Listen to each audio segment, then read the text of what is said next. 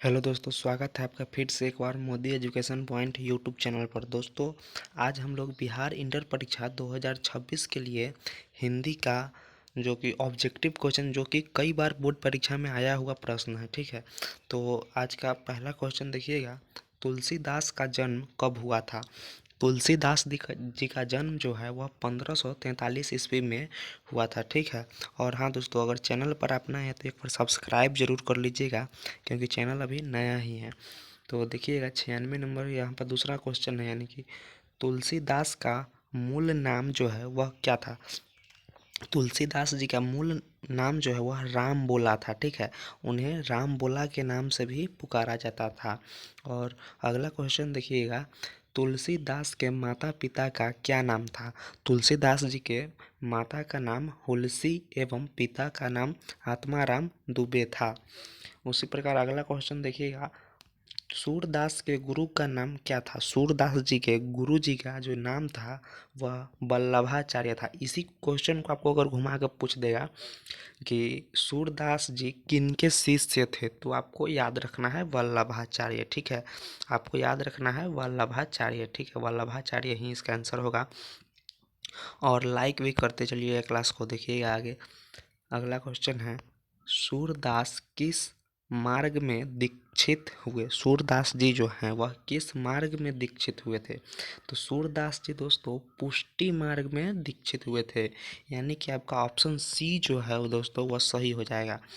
अगला क्वेश्चन है, जायसी रचित पद्मावत की भाषा।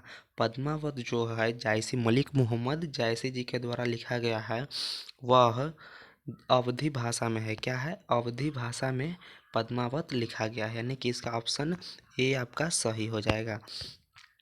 अगला देखिएगा, किस प्रक्रिया का अपना अर्थ नहीं होता, यानी कि किस किस क्रिया का अपना अर्थ नहीं होता। तो रंजक क्रिया आपका यहाँ पर सही हो जाएगा।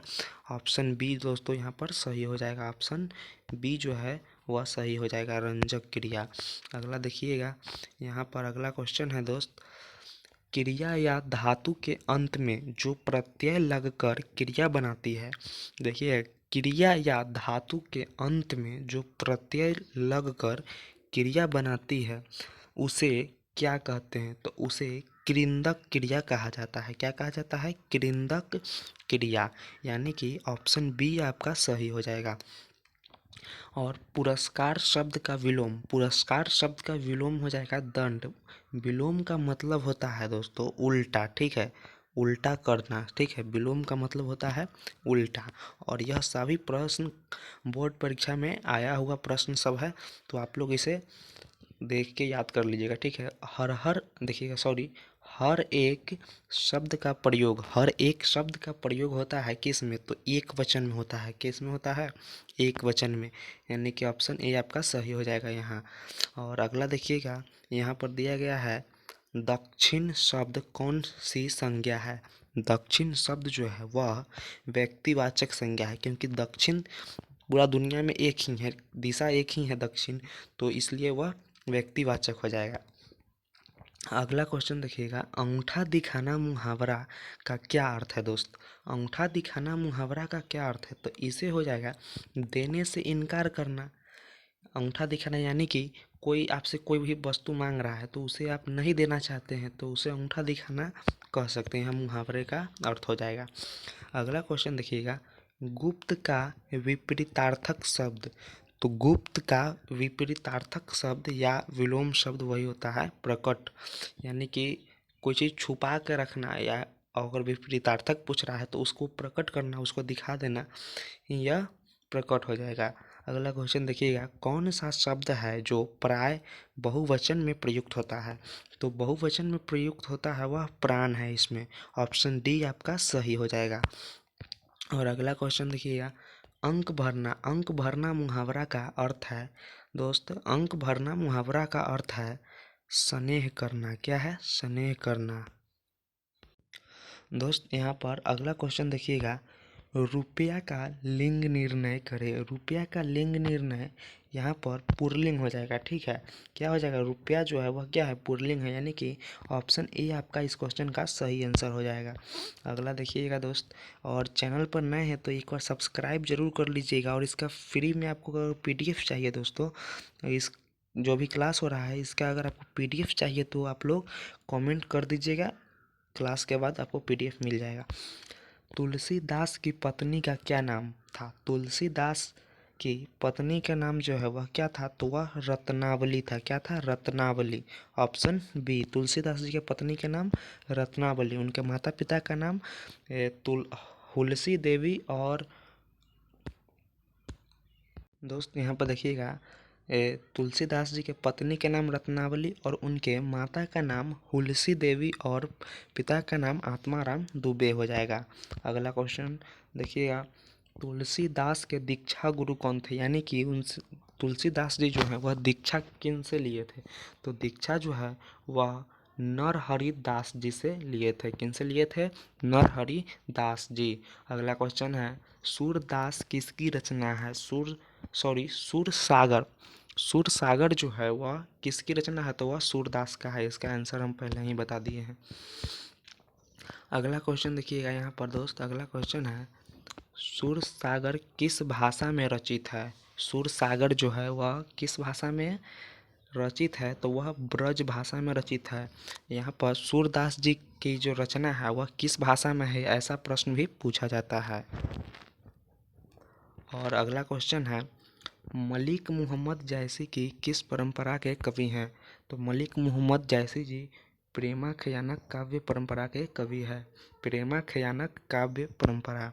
अगला क्वेश्चन है देखिएगा, कौन सी कृति जायसी की नहीं है, यानी कि मलिक मोहम्मद जैसी जी की रचना इसमें कौन सा नहीं है, तो मृगावती जो है उनका नहीं है, ठीक है। और ये सब जो है पद्मावत, आखिरी कलाम, अखरावट, ये सब मलिक मोहम्मद जैसी जी का है। और अगला देखिएगा, भगवान श्री कृष्ण किस कवि के पूज्य थे, तो वह सूरदास जी के पूज्य थे, ठीक है, सूरदास जी के पूज्य थे। और अगला क्वेश्चन देखिएगा दोस्त, तुलसीदास ने घर का परित्याग क्यों किया, तो घर का परित्याग जो है वह पत्नी की फटकार से करते हैं। तुलसीदास जी जो हैं वह पत्नी की फटकार से जो है घर का त्याग करते हैं।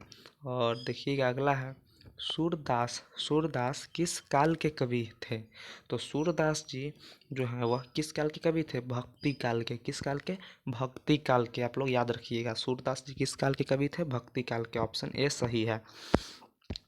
अगला क्वेश्चन देखिएगा दोस्त, यहाँ पर अगला क्वेश्चन है 120 नंबर क्वेश्चन देखिएगा, ब्रज भाषा की विशेषता क्या थी, तो दोस्तों ब्रज भाषा की विशेषता जो है वह कोमलता थी, माधुर्य थी, लालित्य, यानी कि उपयुक्त सभी, ये सभी थी, ठीक है। ब्रज भाषा में ये सभी थी, तो ऑप्शन डी जो है आपका सही हो जाएगा। अगला क्वेश्चन देखिएगा, छप्पय शीर्षक कविता के रचयिता का नाम बताएं। छप्पय शीर्षक कविता जो है उसके लेखक जो है वह नाभादास जी हैं, ठीक है। कौन है, नाभादास। ऑप्शन ए सही है।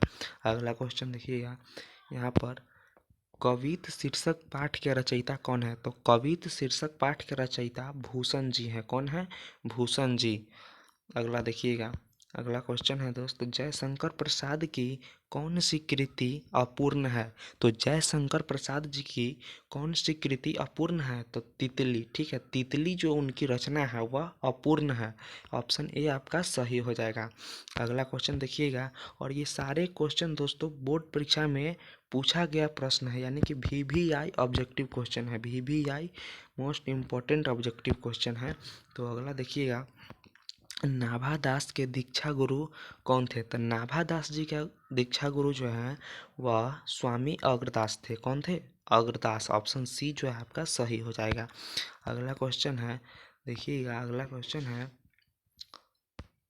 भूषण की कृतियाँ कौन है, यानी कि भूषण की जो रचनाएं हैं वह कौन है, तो शिवराज भूषण, छत्रसाल दशक और शिवा बावनी, ये सभी रचना जो है भूषण जी की है, ठीक है दोस्तों, आप लोग याद रखिएगा।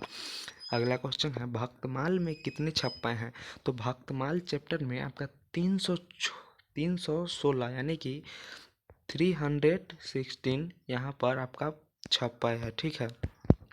अगला देखिएगा, भूषण की कृति नहीं है। भूषण जी की कृति यानी कि भूषण जी की जो रचना है वह यहाँ पर नहीं है। तो यहाँ पर हर्षोल्लास यानी कि हर्षोल्लास ऑप्शन डी जो है वह भूषण जी की नहीं है, बाकी सब यहाँ पर भूषण जी का है। अगला देखिएगा दोस्त, जयशंकर प्रसाद की सफलतम नाट्य कृति, जयशंकर प्रसाद की सफलतम नाट्य कृति जो है वह क्या है, तो वह ध्रुव स्वामिनी है। क्या है? ध्रुव स्वामिनी।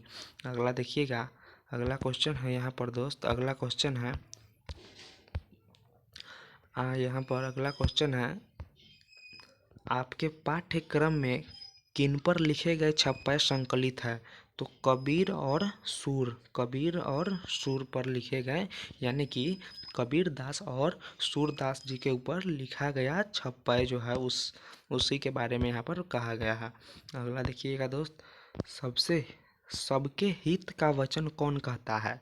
सबके हित में अच्छा हो उसके बारे में कौन बातें करता है? तो वह अपने सूरदास जी हो जाएंगे। ऑप्शन ए जो है सही है। अगला देखिएगा, अगला क्वेश्चन है यहाँ पर, जयशंकर प्रसाद किस वाद्य के कवि थे? तो जयशंकर प्रसाद जी ऑप्शन ए यहाँ पर सही हो जाएगा, छायावाद कवि थे। क्या थे? छायावाद, छायावाद से वह संबंध रखते थे, छायावादी कवि थे। अगला क्वेश्चन देखिएगा, यहाँ पर अगला क्वेश्चन है, छप्पय छप्पय जो चैप्टर है, एक मिनट दोस्तों,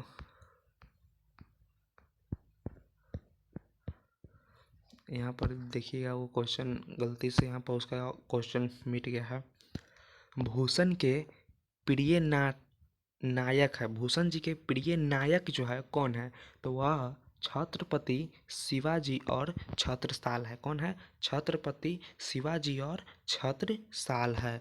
यहाँ पर अगला क्वेश्चन देखिएगा, प्रसाद प्रसाद जी का जन्म कहाँ हुआ था? तो प्रसाद जी का जन्म जो है यानी कि जयशंकर प्रसाद जी का जन्म के बारे में पूछा जा रहा है, तो वो वाराणसी में हुआ था। वाराणसी कहाँ है? उत्तर प्रदेश। तो आज के क्लास का यहाँ तक क्वेश्चन ख़त्म होता है। और दोस्तों आपसे चैनल पर अगर नए हैं तो चैनल को एक बार सब्सक्राइब जरूर कर दीजिएगा और बेल आइकन को ऑन कर दीजिएगा। यहाँ पर आर्ट्स का सभी विषय का क्लास शुरू होने वाला है, फिलहाल तो हिंदी का ही चल रहा है, तो आप लोग चैनल को सब्सक्राइब जरूर कर लीजिएगा। मिलते हैं अगले क्लास में, तब तक के लिए जय हिंद, जय भारत।